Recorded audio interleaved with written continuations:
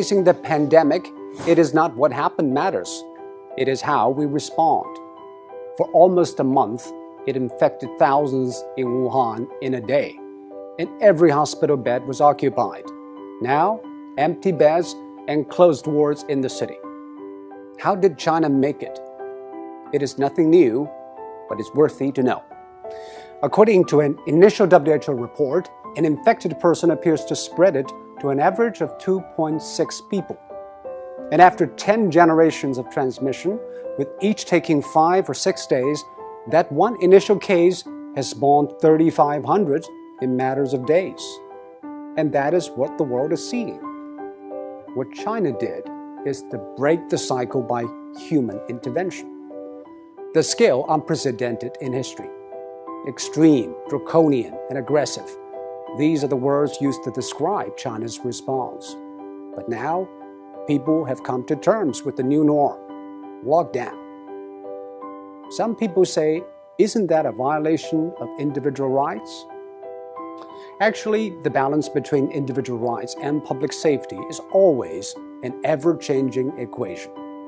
After 9/11, all the airports in the world began to impose draconian safety checks on passengers, and people accepted it because we traded a little of our freedom for the greater good of the public. China imposed the largest and most draconian quarantine in history. Factories shut, public transport stopped, and people stayed indoors. By doing that, it flattened the curve. On one hand, China avoided many millions of cases and tens of thousands of deaths. On the other, it stretched out the time and made the hospitals restaffed and less strained. This is exactly what Europe and America should know. But public policy needs both ends to agree, the decision makers and the decision takers. Quarantine is indeed extreme and extremely restrictive. It needs the people in lockdown to be honest and cooperative. I think what the people of Wuhan did was exceptional. They had the courage, tenacity, and resilience to stay housebound for days, weeks, and months. Most view the quarantine as a civic duty, and that is why it worked. Public health methods are universal. They either work or they don't. We are all human beings. Our epidemiology is the same, but we have different economies, demographies, and sociologies.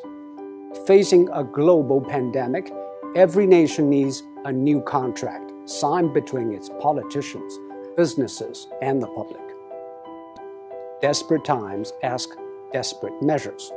This is a desperate time, and we should not put politics ahead of public health, now more than ever.